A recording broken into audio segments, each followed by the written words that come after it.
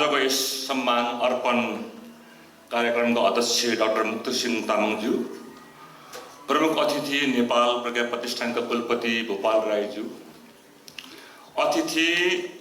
विशेष अतिथि तामाङ समुदायका सर्वमान्य व्यक्तित्व डाक्टर गणेश रञ्जनज्यू, आजका सम्मानित प्रतिभा द्वय डाक्टर प्राडा डेभिड होमबर्ग उर्फ उर्च लामा र प्राडा क्याथरिन एस मार्स उर्फ उर्चवतीज्यू, यस स्वागत समारोहमा उपस्थित हुनुभएका तामाङ विद्वानज्यू, तामाङ पहिचानका सम्भागहरू र सम्पूर्ण उपस्थित महानुभावहरू, म आयोजकहरूको तर्फबाट र मेरो आफ्नो तर्फबाट पनि यहाँहरू सबैमा फ्याफुल्ला नमस्ते। आजको यस गरिमामय सम्मान अर्पण समारोहमा उपस्थित लब्ध प्रतिष्ठित विद्वानजनलाई आज सम्मानित हुने प्रतिभा द्वय प्राडा डेभिड होमबर्ग,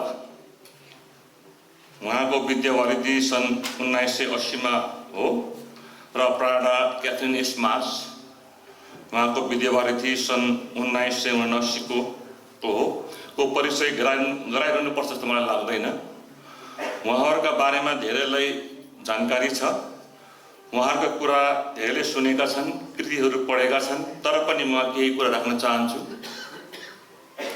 उहाँहरू दुवैजना सुप्रसिद्ध मानवशास्त्रीका साथै लेखक पनि हुनुहुन्छ। विगत 5 दशकदेखि तामाङ सम्बन्धी अध्ययन, अनुसन्धान, अध्यापन तथा आलेखन मार्फत उहाँहरू विश्वभरि परिचित हुनुहुन्छ। उहाँहरूका अनुसन्धात्मक ग्रन्थहरू जनमानसमा चर्चित छन्। अनुसन्धात्मक आलेखहरू पनि विश्वप्रसिद्ध विभिन्न जर्नलमा प्रकाशित भएका छन्। सुविख्यात मानवशास्त्रीको रूपमा जति चर्चा प्राडा डेभिड होमबर्ग र प्राडा क्याथरिन एस मार्स हुन्छ, त्यति नै चर्चा तामाङ समुदाय र संस्कृतिको पनि हुन्छ, एउटा सिक्काका दुई पाटा भने जस्तै। अनि उहाँहरूको तामाङ जातिको साथसाथै नेपाललाई पनि चिनाइरहनु भएको छ। उहाँहरूले नेपालको त्यति बेला दुर्गम गाउँ, अहिले सुगम छ, तामाङ गाउँ नुवाकोटको मायागाङमा वर्षौं अनुसन्धान गरेर विद्यावारिधीको उपाधि मात्र हासिल गर्नु भएन, आज पर्यन्त त्यस गाउँको सुख दुःखमा आत्मीय सहयात्री भइरहनु भएको छ। सम्भवतः आज पनि उहाँ त्यो गाउँमा पुगेर आउनुभएको हुन्। उमेरले 8 दशक पुरा हुन लाग्दा र शारीरिक अवस्थाको बावजुद पनि उहाँहरू नेपाल आइरहनुहुन्छ र मानेगाउँ पुगिरहनुहुन्छ। खोला तर्यो लौरो बिर्स्यो भन्ने नेपाली उखान उहाँहरूमा कहिले चरितार्थ भएन। आफ्ना विद्यावारिधीको अनुसन्धान सकेपछि पनि उहाँहरूले मानेगाउँमा केन्द्रित भएर विभिन्न अनुसन्धात्मक कार्य गरिरहनुभयो। प्राडा डेभिड होमबर्गले order and paradox, myth, ritual and exchange among Nepal Tamang जो 1989 मा प्रकाशित भएको थियो का साथै तामाङ सम्बन्धी 3 दर्जन जति अनुसन्धात्मक आलेखहरू प्रकाशित छन् भने प्राडा क्याथरिन एस मार्चको if each comes halfway meeting Tamang woman in Nepal 2002 र तामाङ सम्बन्धी 2 दर्जन जति अनुसन्धात्मक आलेखहरू प्रकाशित छन्। डाक्टर होमबर्गको कृतिमा मानवशास्त्रीय दृष्टिकोणबाट तामाङ जातिको समग्र पक्षको अध्ययन छ भने डाक्टर मार्सको कृतिमा महिला अध्ययनको आँखाबाट 14 जना 3 पुस्ते तामाङ महिलाको कथा व्यथा सविस्तार चित्रित गरिएको छ। यी कृतिको अतिरिक्त उहाँहरू विश्वका विभिन्न मुलुकहरूमा हुने सेमिनारहरूमा सहभागी भएर प्राज्ञिक आँखाबाट तामाङ जाति र संस्कृतिका विषयमा प्रस्तुत गर्नुहुन्छ। यस्तै विश्वका शीर्षस्थ विश्वविद्यालयमा पढ्ने कर्नेल विश्वविद्यालयका मानवशास्त्र विभागमा संसारभरिका विद्यार्थीहरूलाई अध्यापन गरिरहनुहुन्छ। ती विद्यार्थीहरूले आफ्नो गुरुहरूको थिसिस अध्ययन गर्ने नै भयो र यस मार्फत नेपाल र तामाङ समुदायबारे पनि जानकारी लिने नै भयो। उहाँहरूको निवास अमेरिकाको इथाकामा पुगेको बेला एक दिन मैले डेभिड सरलाई पुस्तक शीर्षक अर्डर एन्ड पैराडॉक्सको अर्थ बुझ्न चाहे। तामाङ समाज जो विरोधाभास हुँदाहुँदै पनि सुव्यवस्थित छ भन्ने संकेत शीर्षकले गर्दो रहेछ। मलाई शीर्षक गजब लाग्यो। शीर्षक नै तामाङ समुदायको सामाजिक सांस्कृतिक इतिहासको सार चित्रण गर्दो रहेछ। यसै गरी इफ इच कम्स हाफवे बारे जिज्ञासा राख्दा क्याथरिन दिदीले भन्नुभएको थियो, तामाङ केटाठिटीहरू मायाप्रति साट्न न केटाको गाउँतिर लाग्छन् न केटीका गाउँतिर डुल्छन्। उनीहरू समुद्रीमा पर्ने कुनै मध्यस्थलमा भेट्ने प्रस्ताव राख्छन्। इफ इच कम्स हाफवे राख्छन्। सायद यसो भनिरहँदाखेरि तपाईँहरूको मनमा पनि त्यो बेलाका कथाहरू जन्मिन सक्छ। How you start your love. कस्तो गजबको शीर्षक हो। शीर्षकको अर्थ हात परेपछि तामाङ जेन्डरको अवस्थाको कुरा खासै गर्न परेन, बोझनीलाई इसारा काफी भने जस्तै। क्याथरिन दिदीको अर्को एउटा अनुसन्धान जो तामाङको सम्बन्धमा निकै ठुलो ऐतिहासिक महत्त्व राख्दछ त्यो हो हडसन पेपर मुर्मीहरूको कुलाचार। यो सन् 1846 को हो। बेलायतको लन्डन स्थित इन्डियन लाइब्रेरीबाट निकै मिहिनेत खोजेर निकालेका हस्तलिखित तामाङ अभिलेख।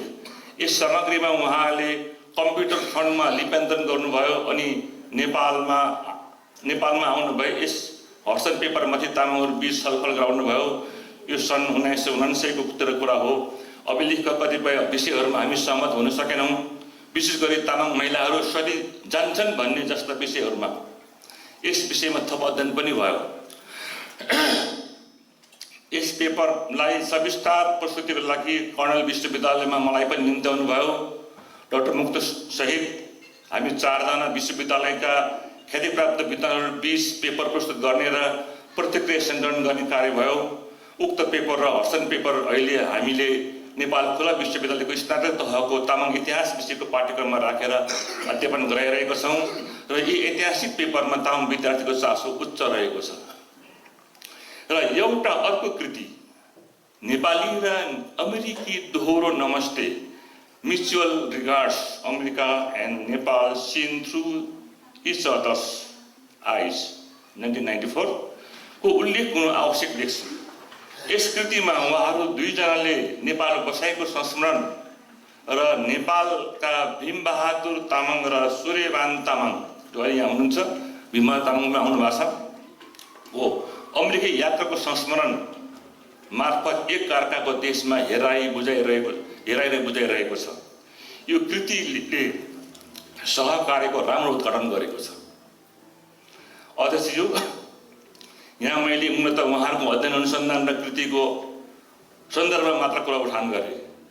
उहाँहरू विभिन्न प्राज्ञिक संस्थाहरूसँग पनि जोडिएर प्राज्ञिक लगायतका सेवा प्रदान गरिरहनु भएको छ। दर्जनौं पदक र मान सम्मानद्वारा पनि सम्मानित भइसक्नु भएका छन्। उहाँहरूको योगदानको असङ्ख्य छ। अब म यहाँ उपस्थित दर्शकहरूलाई उहाँका प्राज्ञतर 3वटा योगदानको उल्लेख गर्न चाहन्छु। 1, उहाँहरूले नेपालबाट डाक्टर ओम गुरुङ जो 1996, डाक्टर मुक्तसिंह लामा तामाङ 2008, डाक्टर डम्बर चेम्जुङ 2017 लगायतका 1 दर्जन जति नेपाली विद्यार्थीहरूलाई आफू अध्ययनरत कर्णेल विश्वविद्यालयको मानवशास्त्र विभागबाट विद्यावारिधि गराइसक्नु भएको छ। यी विद्यार्थीहरू नेपाल फर्केर आफ्ना क्षेत्रमा विशेष योगदान दिएका छन् र दिइरहेका छन्, जसमा उहाँहरूका विद्यार्थी डाक्टर मुक्तसिंह तामाङको योगदानको चर्चा गरिरहनु परेन, सबैलाई अवगतै छ। यहाँ हुनुहुन्छ उहाँहरूको विद्यार्थी। 2, यस्तै कर्णेल नेपाल संयुक्त अध्ययन कार्यक्रमको स्थापना र सञ्चालन गरेर यस अन्तर्गत दुवै देशका विद्यार्थीहरूलाई नेपाल र अमेरिकाको समाज र संस्कृतिको स्थलगत ज्ञान आदान प्रदान गराउने जुन काम गर्नुभयो त्यो अद्वितीय कार्यक्रम रह्यो भन्ने मलाई लाग्छ। यसबाट दुवै देशका मानवशास्त्रका विद्यार्थीहरू लाभान्वित भएका छन्। यसै गरी वर्षौंसम्म एजुकेट द चिल्ड्रेन ETC बालबालिकालाई शिक्षित बनाउन कार्यक्रमलाई सहयोग पुर्याएर नेपालका ग्रामीण क्षेत्रहरूमा समेत बाल शिक्षा र स्वास्थ्यको महत्त्वलाई उजागर गराउनु भएको छ। नेपालका आफ्ना पाहुनाहरूलाई स्वागत सत्कार गर्न उहाँहरूको जागा सधैँ तत्पर रहन्छ। इथाकादेखि लगभग 4 घण्टाको दूरीमा रहेको नायगारा फल्समा क्याथरिन दिदी आफै ड्राइभ गरेर दर्जनौं पाहुनाहरूलाई जस्तै गरी मलाई पनि सपरिवार यात्रा गाउनु भएको छ। उहाँ बाटोमा पर्ने अन्य महत्त्वपूर्ण स्थान र समुदायको पनि अवलोकन गराउनुहुन्छ। कुराकानी क्रममा हामीसँग तामाङ भाषा र नेपाली भाषामा नै बोल्न रुचाउनुहुन्छ। अध्यक्षज्यू, मसँग जोडिएको 4वटा सन्दर्भ पनि म यहाँ यस मौकामा जोड्न चाहन्छु। पहिलो, सर्वप्रथम मैले उहाँहरूलाई सन् 1994 मा 1994 मा भेटेको थिएँ। त्रिभुवन विश्वविद्यालयको कुनै हलमा तामाङ जेन्डरको बारेमा डाक्टर क्याथरिन मार्चको प्रस्तुति भयो। प्रस्तुतिको क्रममा उहाँले सर्वप्रथम ब्ल्याकबोर्डमा जेन्डरको परिभाषा लेख्नुभयो अनि तामाङ महिला पुरुषको सन्दर्भमा जोड्नुभयो। घरबाट निस्किने बेलामा श्रीमतीले सोलीमा कोसेली बोक्छे, श्रीमानले नानी बोक्छ, चौतारीमा थकान मेटेर हिँड्न थाल्दा श्रीमतीले नानी बोक्छे र श्रीमानले कोसेली बोक्छ। आलोपालो गर्दै माइती घर पुग्छ। अनि सहभागीले प्रश्न गर्नुभयो, तामाङ समुदायमा जेन्डर कहाँ देखिन्छ भनेर। हामी सबै पढ्यौँ। त्यो प्रस्तुतिको समाचार द राइजिङ नेपाल जुलाई 10, 1994 मा छापिएको छ। त्यति बेला धेरै चर्चामा रहेका सौभाग्य शाह हुनुहुन्थ्यो, जसले युनिभर्सिटीमा डिपार्टमेन्ट खोल्नु भएको थियो। त्यस समयमा मैले उहाँहरू दुवैजनासँग लिएको अन्तर्वार्ता सेमेन्दको सम्पूर्णाङ्क 16 मा छापियो। उक्त अन्तर्वार्तामा प्रायः होमवर्कद्वारा व्यक्त एउटा भनाइ म उदित गर्छु जहिले पनि। Tamang womens are more respected, more free, less oppressed than any other. We talked about women in Nepal means we talk about Hindu model. High class people should learn from Tibetan-Burman peoples like Tamang. दोस्रो, 51-52 तिर त्रिवेका एकजना विद्यार्थीले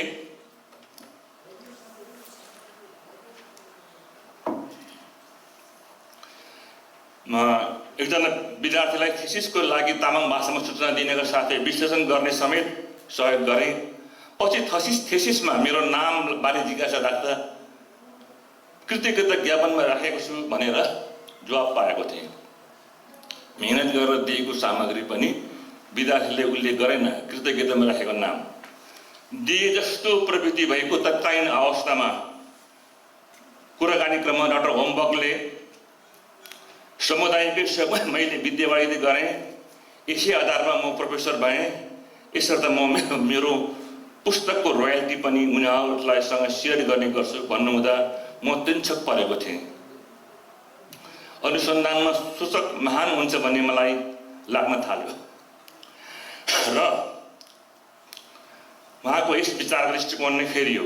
अनि मलाई हुर्काउने र बाटो देखाउने मेरो परिवार, समाज, समुदाय र संस्थाहरूप्रति इमान्दार भएर लेखिरहेँ र सेवारत रहेँ। हाम्रा प्रमुख अतिथि भूपाल राईले तामाङ समुदाय लगाएको गुण पनि म भुल्न सक्दिनँ। उहाँले कविता लेख्नु भएको छ, उहाँले तामाङ भाषाको तामाङ जर्नल यहाँ मोल्डिङको लागि उहाँले अगाडि पढेर गर्नुभएको छ। अरू पनि थुप्रै छन्। तेस्रो, म सदा सर्वदा तामाङ भाषासँग खेल्ने मान्छे।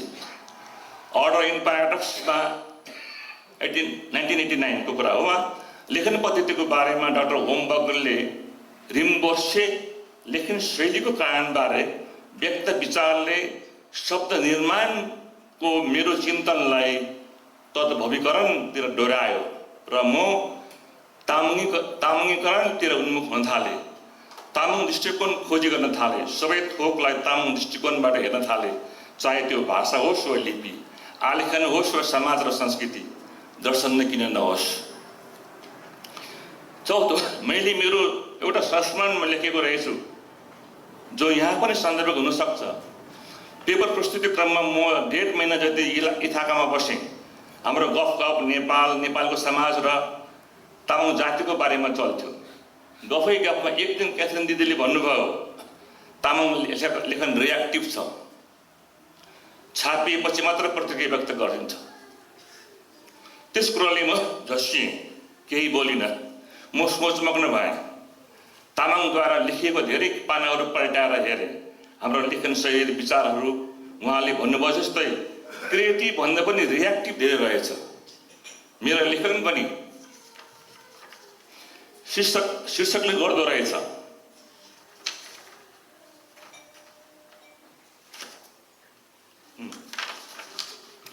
मेरो लेखन त्यस्तै पाएँ अनि म क्रमशः सचिन थालेँ। त्यसपछि मेरो लेखनमा स्वतस्फूर्त रचनात्मक र खोजमूलक हुन थाल्यो। कसैको उत्तेजक विचार वा कृतिमा कम ध्यान दिन थाले। लेख्नै परे लेखनलाई सच्याउनको लागि मात्र लेख्छु। क्याथरिन दिदीको विचार फलदायी भयो। म निरन्तर सुध्रिएँ। हुन्छ, यहाँहरूको योगदानको बारेमा जे जति लेखे पनि र जे जति भने पनि थोरै नै हुन्छ। उहाँहरूको ग्रन्थ र जीवनशैलीबाट धेरै सिक्न सक्छौँ। विशेष गरी उहाँहरूका आलेखनमा तामाङ पहिचानका मुद्दाको प्राज्ञिक अध्ययन, उठान र बैठानका आधारहरू धेरै छन्। यहाँहरूको प्राज्ञिक, बौद्धिक र एक छोरा एक छोरी सहितको पारिवारिक जीवन अनुशासित, मर्यादित, सहयोगी र समर्पित छ। म परिचित छु। तपाईहरूको जीवनशैली अनुकरणीय छ। यहाँहरूको जीवनबाट हामीहरू उत्प्रेरित हुन सक्छौँ। र अन्त्यमा परिचयको साथै म यहाँहरूको सुस्वास्थ्य, खुशमय दीर्घ जीवन र अनवरत अध्ययन यात्राको लागि हार्दिक शुभकामना अर्पण गर्दछु। यसपटकको यहाँहरूको नेपाल बसाइ खुसीमय रहोस् र तामाङ अध्ययनमा पुर्याउनु भएका यहाँहरूको असीमित योगदानप्रति तामाङका सन्तानहरू आभार व्यक्त गर्दछ। सदा सर्वदा कृतज्ञ रहिरहनेछन्। अनि यस गरिमामय मञ्चमा उभिएर मैले आज सामायिक व्यक्तित्व द्वयको परिचय राख्ने निश्चित गरेँ। कतिपय मेरा कुराहरूबाट कसैलाई असहज हुन गए माफी चाहन्छु र सच्चिन चाहन्छु। मलाई यो विशेष अवसर प्रदान गर्नुभएकोमा आयोजक संस्था र पदाधिकारीहरू प्रति हार्दिक आभार प्रकट गर्दछु। मेरो कुरा मर्यादित र सङ्गीत भएर सुनिदिनु भएकोमा म यहाँहरूप्रति आभार प्रकट गर्दछु। यस प्रकारको प्रतिभा सम्मान गर्ने परम्पराले निरन्तर पाइरहोस्। धन्यवाद। वर्षी